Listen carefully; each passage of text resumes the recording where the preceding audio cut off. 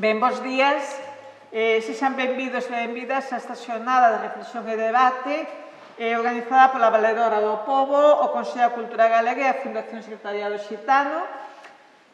Falamos desde o Consello da Cultura Galega en Santiago de Compostela e están representadas nesta mesa as tres institucións nomeadas: Dolores Fernández Galiño, Valedora do Pobo; Eva Vera Ledo, directora territorial da Fundación Secretariado Xitano; e eu mesma, Rosario Álvarez, presidenta do Consello da Cultura Galega. Grazas a Dolores e a Eva polo esforzo en acudirdes en tempos de dificultades a este breve acto de presentación da xornada de hoxe. Saúdo afectuosamente a todas as persoas que nos seguen en directo a través de internet, tamén as que o farán no futuro, posto que a grabación audiovisual de toda a actividade quedará disposta para o público no noso web institucional. E saúdo moi expresamente ao profesor Carlos Jiménez Romero, catedrático de Antropoloxía Social da Universidade Autónoma de Madrid, que pronunciará a conferencia a seguir. Grazas tamén a él por aceptar o noso convite e pola súa disponibilidade. O acto de hoxe é o primeiro dunha colaboración que agardamos longa e frutífera entre o Consello da Cultura Galega e a Valedora do Pobo. Móvenos o interese e compromiso común, amplamente compartido, a prol da tolerancia, a inclusión e a igualdade, non importa en que orde as expresemos, porque todas son igualmente importantes. No Consello da Cultura Galega, desde o propio momento da creación deste órgano estatutario, temos moi asumido que a cultura é un dereito que atende por igual a todas as persoas e que, por tanto, as institucións temos a obriga de garantir o seu cumprimento. Non importa o xénero, nin o hábitat, nin o territorio, nin a idade, nin a condición social, nin a etnia, nin ningún outro dos parámetros con que acostumamos facer compartimentacións de grupos sociais dentro da sociedade. O dereito alcanza a todas por igual. Por parte, o Consello da Cultura Galega sempre entendeu que cultura galega se define como unha cultura integradora, non excluinte.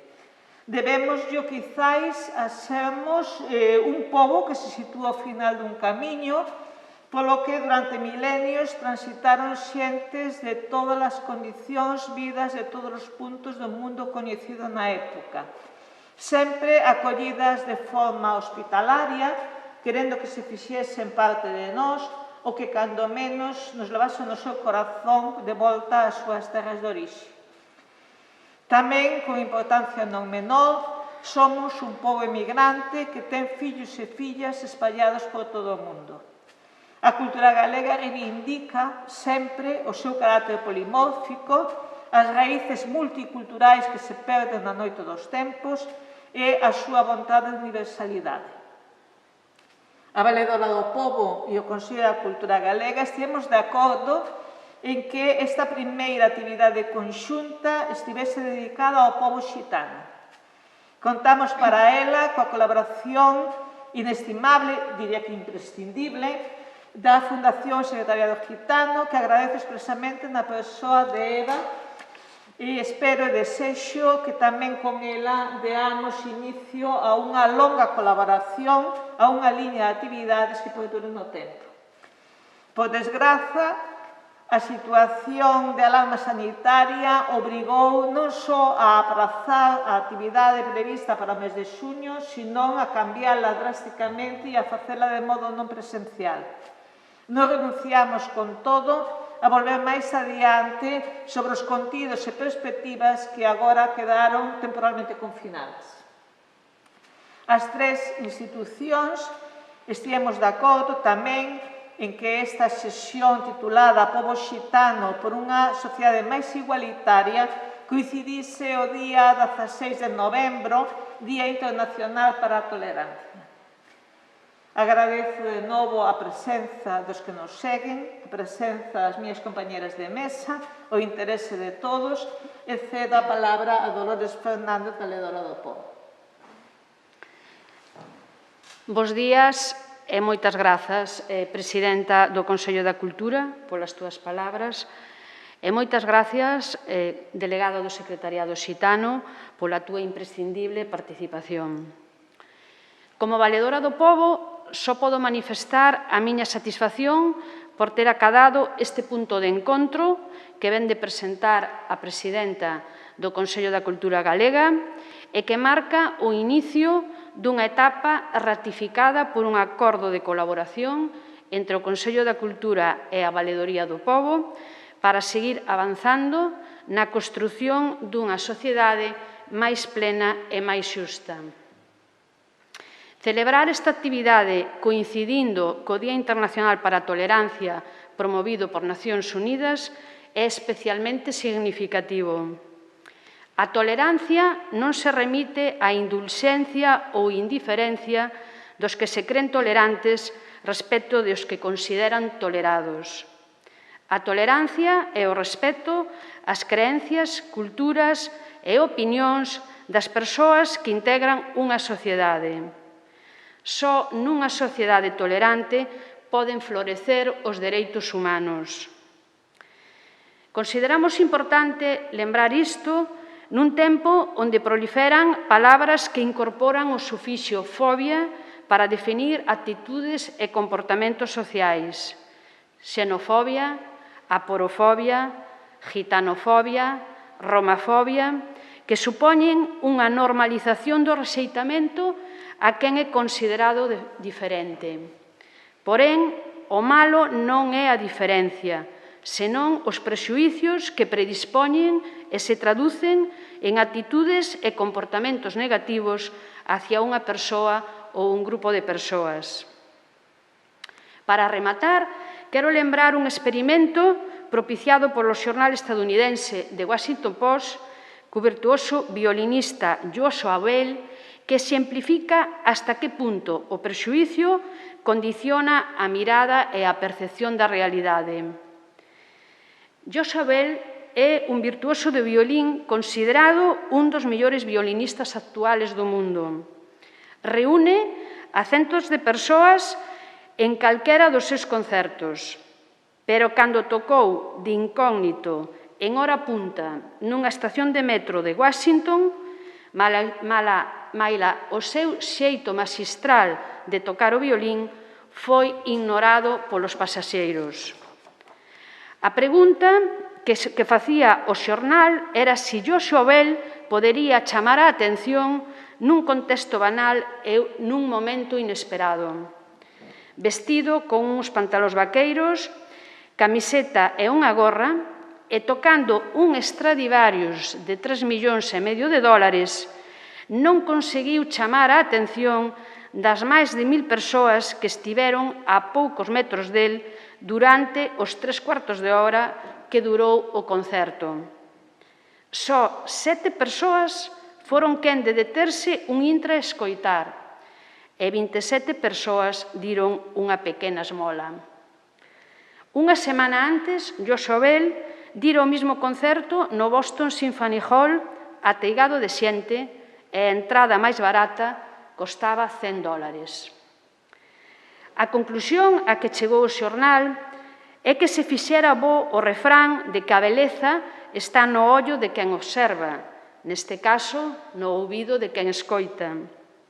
O xuízo polo aspecto, os lugares en que se atopan as persoas e as súas circunstancias inflúe de xeito casi absoluto na percepción e na valoración que facemos delas. A miña pregunta é cantos posibles talentos Joshua Bell quedaron e quedan no camiño pola intolerancia e por os prexuízos que confinan e exclúen. E con esta reflexión pasolle a palabra a Eva Vera. Moitas gracias pola conferencia do profesor Carlos Jiménez. E grazas novamente ao Consello da Cultura e ao Secretariado Xitano por facer posible este encontro. Bos días e moitas grazas. Bos días. Primeiro de nada, agradecer as palabras da Presidencia do Consello da Cultura Galega e da Valedora do Pobo. A verdade é que para a Fundación é unha ledicia estar aquí porque, efectivamente, a cultura xitana forma parte da nosa cultura, tamén da cultura galega. No mundo estímase que viven ao redor de 20 millóns de persoas xitanas. En Europa, 12 millóns. En España son 750.000, o 40% son andaluces. En Galicia, só un 2,7% do total destas persoas xitanas residen aquí, ao redor de 13.000 persoas. Son a principal minoría étnica europea e, segundo os datos da FRA, a Axencia de Dereitos Fundamentais da Unión Europea, a máis discriminada, por riba de outras minorías como son os árabes e xudeos. No imaginario colectivo aínda persisten moitas situacións do pasado que non se corresponden coa realidade dos nosos tempos, como que os xitanos son nómadas, como que non son españois, no noso caso galegos, a pesar de que levan vivindo en España máis de 600 anos. Como curiosidade decir que a entrada dos xitanos data en España de 1425 por Aragón como peregrinos a Compostela. A poboación xitana ten un orixe común e mantén uns valores culturais propios, pero en contra do que é habitual pensar, é unha cultura moi diversa, moi heteroxénea e que mostra grandes diferencias en función do territorio e a súa historia de vida. O pobo xitano ten un rico patrimonio cultural e unha identidade e uns valores e costumes que os Estados deben de protexer. O flamenco, declarado Patrimonio Material da Humanidade, é tan só un deles, pero dende logo máis coñecido e recoñecido. Algúnas autonomías fixeron unha mención específica nos seus estatutos, onde outras incorporaron a historia do pobo xitano ao currículum académico para que se estudie nas escolas a historia do pobo xitano. Estas iniciativas son un recoñecemento público moi importante que poñen en valor a cultura xitana como parte do acervo cultural español. Os últimos 40 anos foron clave para os xitanos en España, coa instauración da democracia e a aprobación da Constitución. Despois de décadas e décadas de persecución, de pragmáticas antixitanas e de leis na súa contra, por fin a Constitución os ampara como cidadáns. A día de hoxe son moitos mozos e mozas os que cursan estudios universitarios, os que ocupan postos de responsabilidade nas empresas, nas diferentes administracións ou nos gobernos do noso país ou das diferentes autonomías.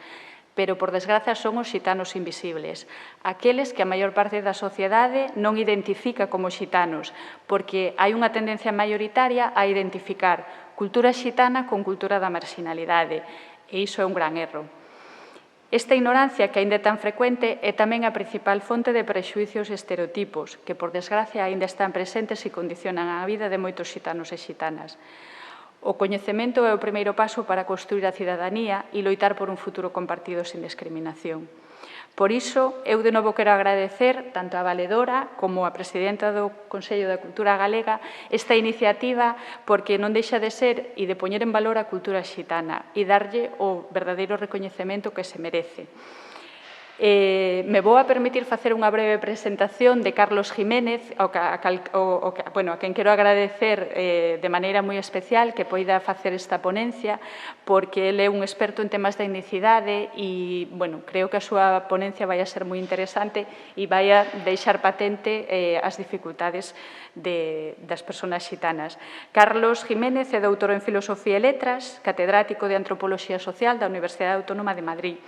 Tamén é o director científico do Proxecto de Intervención Sociocomunitaria e Intercultural da Fundación da Obra Social La Caixa e foi director do Instituto Universitario de Investigación sobre Migracións e Etnicidade e Desenvolvemento Social, o IMEDES, durante máis de 10 anos. A súa ponencia, titulada Aproximación á cultura xitana dende unha mirada antropolóxica e os retos do interculturalismo, nos vai acompañar ou vai a pechar esta xornada. Eu quero agradecer a todas aquelas persoas que se van a sumar, que esperamos que sexa do seu interese e, como decían, tanto a Valedora como a Presidenta do Consello, que sexa un inicio dese coñecemento hacia un pobo que é veciño noso e forma parte da nosa cultura, que é o pobo xitano. Moitas gracias. Moitas gracias.